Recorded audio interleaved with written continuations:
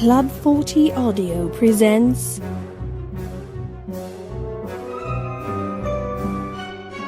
The Factory.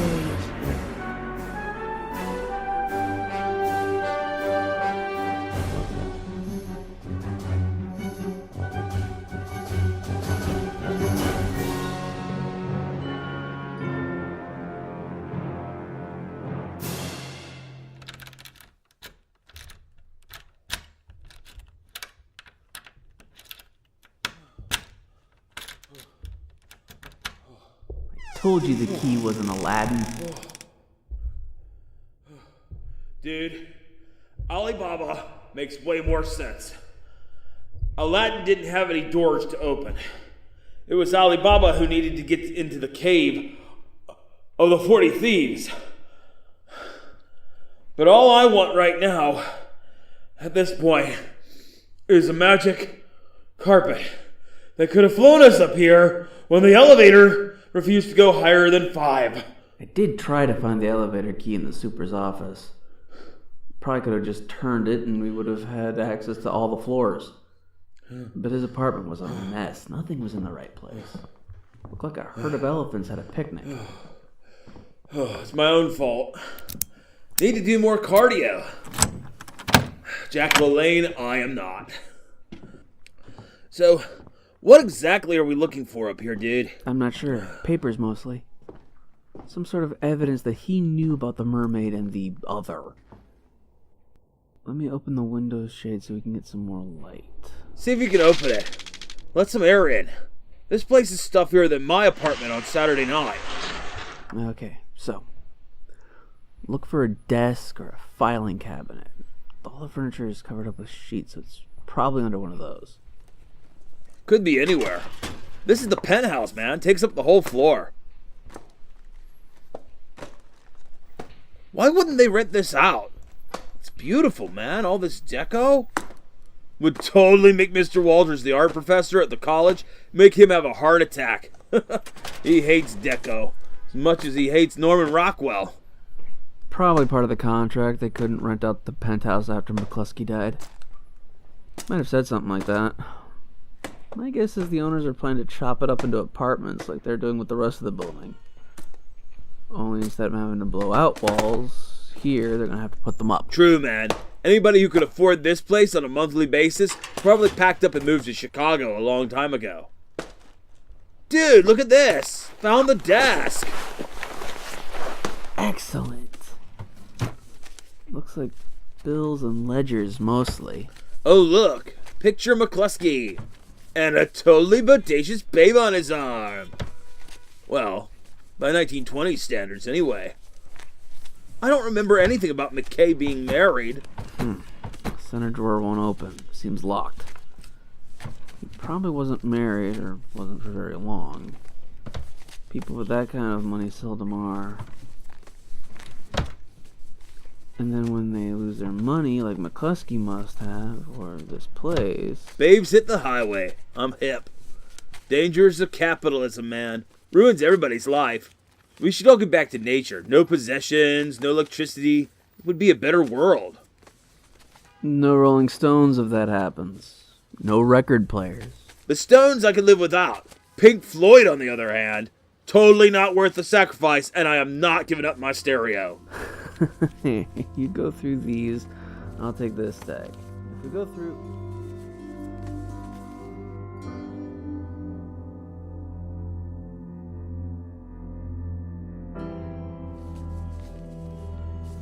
Dude, there's nothing here. We should have just gone for the locked drawer in the first place. That's always where the goodies are. I know. I just hate to break into it. We're already guilty of unlawful entry. I'd hate to add vandalism to it. I hardly think McKay will care, man. Been dead a long time. I don't think anybody's been in here since the last time Perry Como came through. Here, use my knife to try and break the lock. Logan? I never expected you to own a knife like this. Aren't you a pacifist? Of course, dude, but the artistry is something to be appreciated.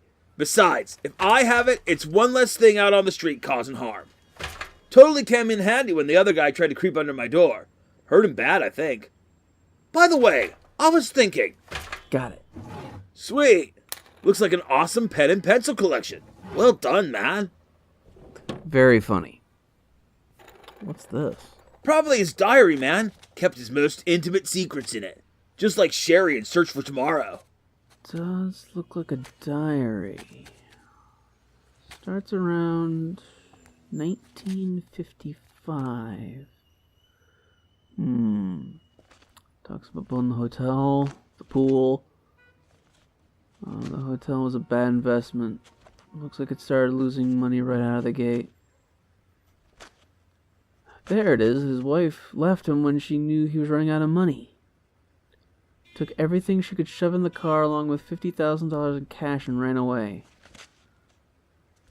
The light has gone out of my life. Sad.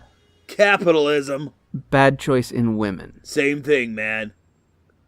Listen to this. Strangest thing happened this evening. I left my apartment. I went downstairs to the pool. I wanted to end it all. I might have considered a dive from the penthouse, but I could not bring myself to do it.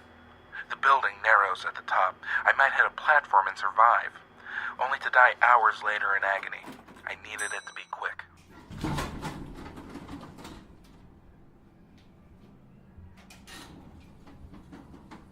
I went into the pool room, locking the door behind me.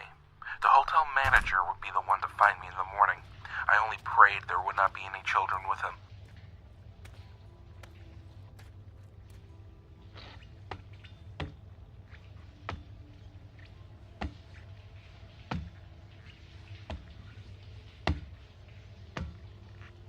I walked to the top of the high dive. I brought with me one of the 50-pound dumbbells from the weight room. I tied it to my foot and took the plunge.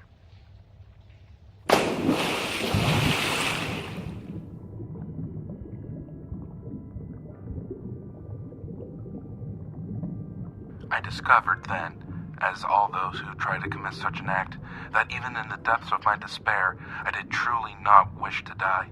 But by then it was too late. The water closed over my head, and I felt certain I must perish. Just as I began to lose consciousness, I thought I saw something in the water moving towards me. At first, it was black, and the lights under the water, but then it gained definition, and I saw what in my delusion looked to me like a beautiful dream moving toward me. But then I let out my last breath, and blackness overcame me.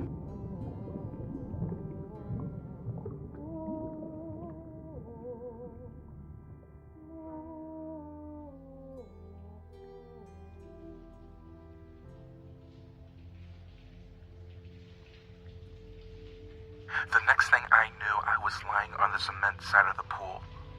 The weight still tied to my foot. I looked down into the water and I saw her. She was beautiful, like nothing I had ever seen. One moment, it is as though she were nothing more than plant life, but then the next she would move and shimmer in the water. And it seemed as if she was a woman in the water, in some exotic bathing suit that would make Esther Williams jealous. I put my hand into the water, and she caressed it, much like a loving cat might have done. I might have been afraid, and perhaps I should have been, but clearly she had just saved my life. And if I had any harm to fear from her, she would surely have done it already. I removed the rope which held the weight to my leg and slipped back into the water. When I was under the water, I could hear her thoughts, and she could hear mine. Perhaps I am mad, but in my loneliest hour, I have found a friend.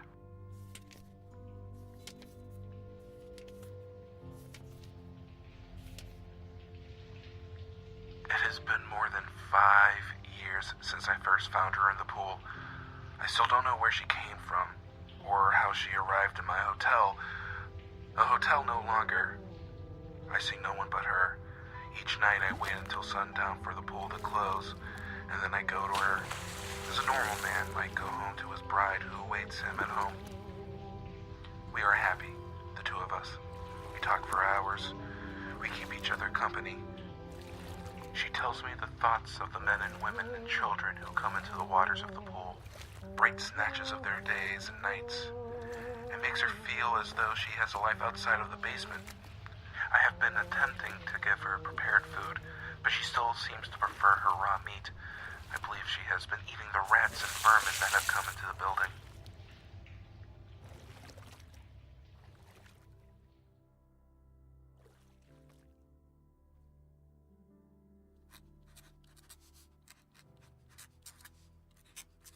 For 10 years, I have loved her, and she has loved me. And now I must leave her in this world behind. She knows it is coming. She sensed that there was something wrong inside of me long before I did. Said I had a strange new smell about me that she didn't like. Now it is killing me, and there is nothing left to do. My money is all but gone, and I have no children. No friends in whom I can confide the secret of her existence. I have asked her to stay and watch over this place when I am gone, but I fear what may happen to her here, left alone. Always alone in the darkness of the night, with only the lights of the pool.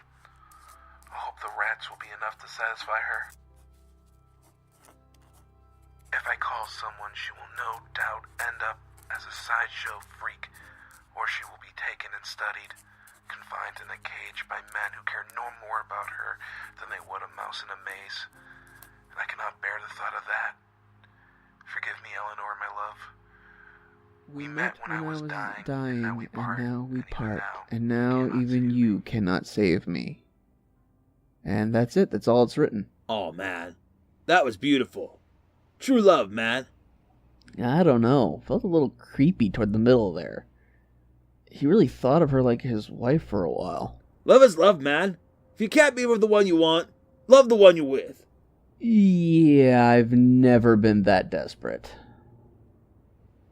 It's funny, though. What is? 10 years at least he spent with her, practically lived with her. And he never encountered the other? Doesn't even seem to have heard of him. Could be a new resident. You weren't here 10 years ago, but you're here now. It's possible, I guess. If she could find her way through, there could have been something else. I just don't know. She said he's keeping her prisoner down there. Maybe that's part of the way he's doing it, starving her. McKay said she would eat rats, and he was trying to coax her out of that. Maybe the other guy moved in and is keeping all the food from her. She said his thoughts were only of hunger and death, that he wanted all of us. I can only assume she meant to eat us like he seems to have eaten those two kids in the super. I hardly think he'd be interested in rats with all the people walking around this building. Only one thing we can do, man. Give the other guy what he wants and try to capture him. Are you volunteering? No can do, man. I don't swim. I just hang out on the shallow end, cruising for chicks. I don't think it'll be necessary to go into the pool. Just down beneath the pool where the filtration system is. If she's in the pool and can't leave it, I'd be willing to wager he's under the deep end.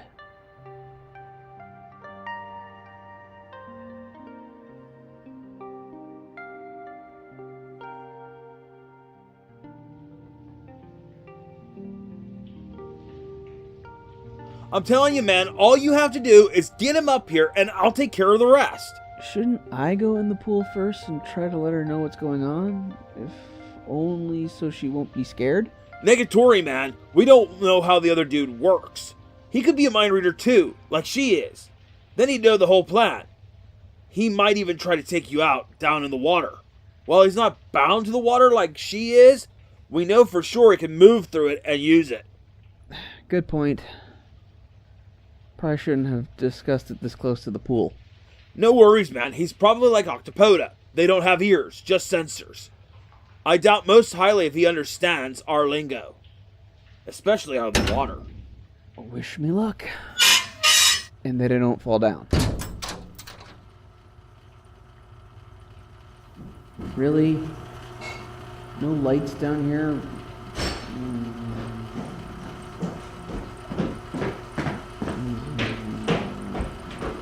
What did you say, man? I said it's a good thing I brought a flashlight. Oh, man. It totally reeks down here. Oh. Okay.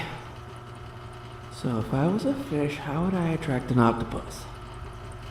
On National Geographic.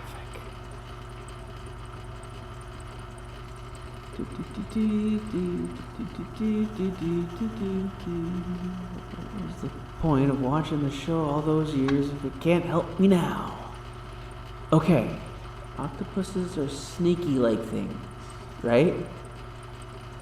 Octopuses and snakes are attracted to wounded, floppy things.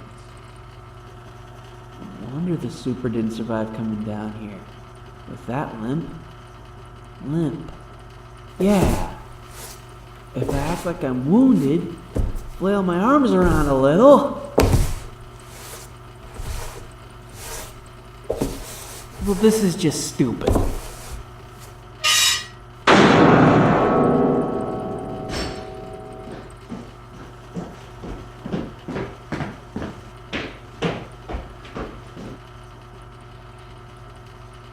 Hey, Logan? I hear you, man.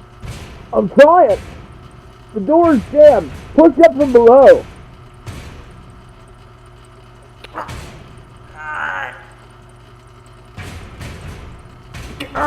It's stuck. Won't budge. Isn't there some kind of release lever up there? I'm looking, man. I don't see anything. Hang on. I'll go use the Aladdin key and see if I can get it in the storage closet. Gotta be something down here we can use. Be right back. Doggone it!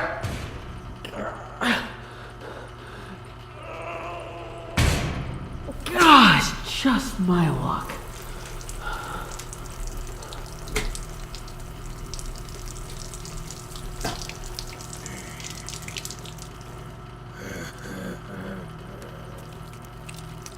Oh, good. Flailing around and banging against a wall, giving off all the signs of an animal in distress. Well, that plan works perfectly. Logan, our plan seems to be working, but being trapped below ground wasn't part of it. I'd really appreciate being let out of here. He knows I'm here, Logan. He's coming to see me. I'm back, dude. Working on it. I got a crowbar. I can see him. I don't think he sees me yet. I'm looking around. Octopi are almost blind, man. They don't go by sight. They go by feel. Vibrations in the water. You mean like big metal doors being slammed with a crowbar? Exactly, dude. Oh, yeah, I probably should stop that. Logan, he's crawling up a pipe. He's heading for the grate. I think he knows you're there. Oh, hey, little dude. Not so little dude. We meet again. Logan, what's going on? Something's wrong with him, Kevin. He doesn't look the same. Moving real slow. He looks like he's falling apart. Leaving hair everywhere. Spring the trap, man, spring the trap. Not something I can do, man. He's between me and it. I'll try to lead him the other way, man. Give you time to get out of there. Come here, man. That's it, I'm right over here. Come on, man. I'm right at... Holy... Keep him busy, man. I'm coming.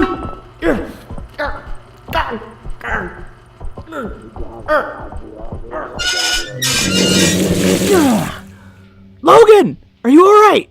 I'm here. I'm okay. But I lost track of him and I don't know where he is. The water. I heard him go in the water. Get away from the I'm coming. I need a weapon. Crowbar. Take that, you slime bucket. Yeah, you remember this knife, don't you, Squid? Why, you sorry son of a... Get off of him, you filthy pig!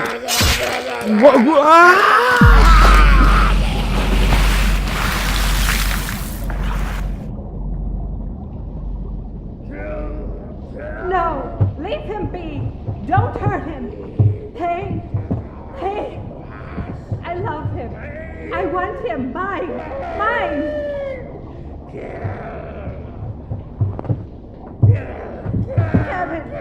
Kevin, I can't stop him. Hey, help me.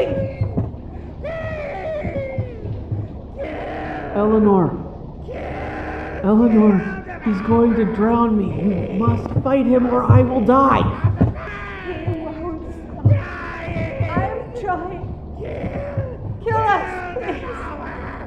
Please kill us. So much pain. We are dying. Make it stop. Pain. Logan, the knife! Throw me the knife! You got it, dude. Ugh. Got it! You got her on the run. She's retreating, man. No, you don't!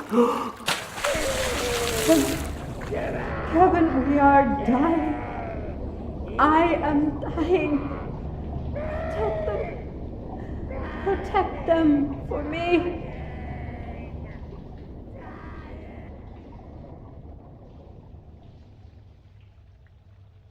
Come on, Kevin. You can get him. You gotta kill it. Come on. What are you stopping for? Oh, dude, the smell. Oh, oh.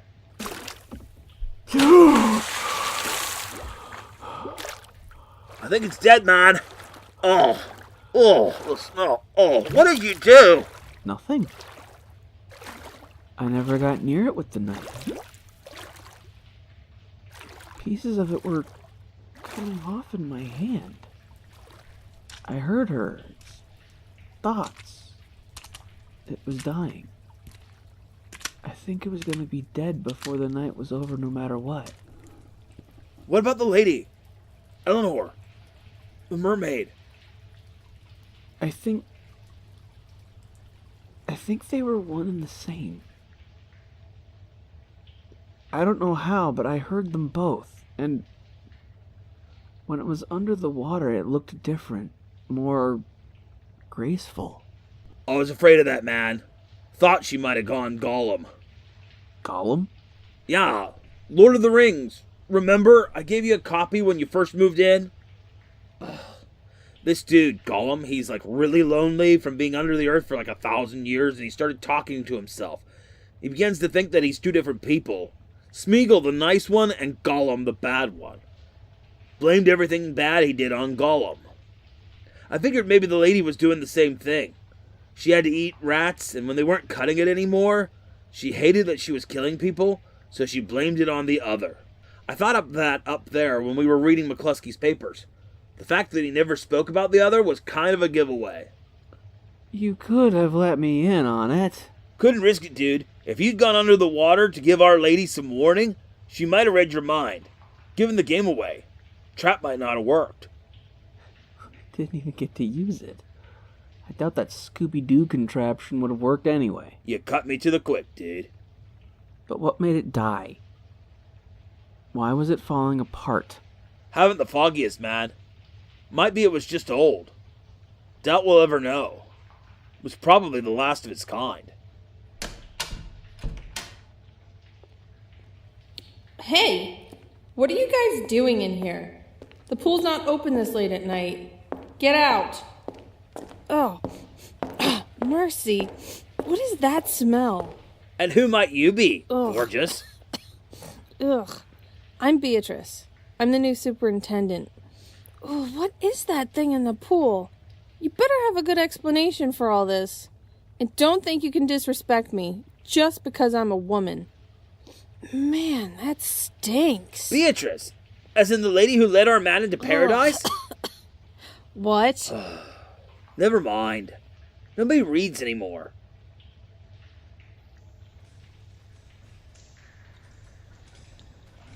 When the remnants of the creature found in the swimming pool beneath the McKlusky Tower building were studied by local scientists, they were quickly dismissed as a hoax. The remains were indeed considered to be the remains of some sort of aquatic creature, most likely an octopus, or rather a few of them, at least two.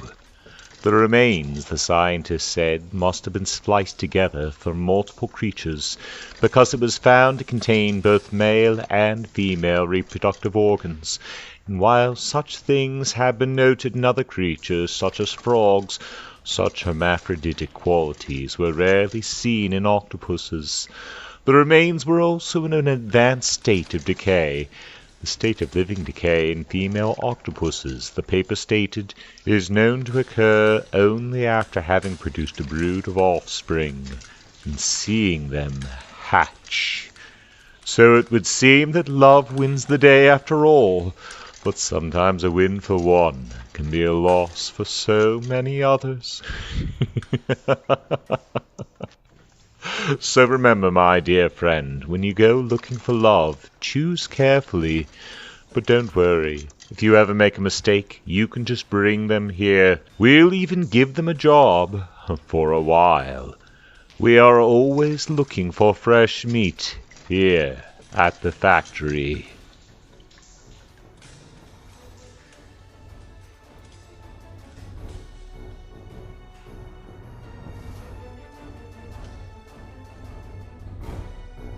You have been listening to The Factory. Heard in the cast, Josh Momini as Kevin, Wesley Critchfield as Logan and Lionel, Jack Ward as the Super, Kendra Akers as Eleanor and Sandra, Judith Critchfield as Grandma Moses and Mrs. Draper, Brandon Petrie as McKlusky, Rebecca Sylvester as Beatrice, and Sean Dugan as the Toymaker. All other parts were played by the cast. All music used during this program is rights-free and does not require accreditation. Don't forget to subscribe and ring our bell to keep up with every time we post a new episode. Give us a like on Facebook to keep up with everything Club 40 Audio has to offer. Listen on SoundCloud and read more about us on Tumblr. And don't forget to support us by buying this and every episode for $1, or pay what you like at club40audio.bandcamp.com. That's club40audio.bandcamp.com. Please consider becoming a patron on Patreon. The Factory is a production of Club 40 Audio.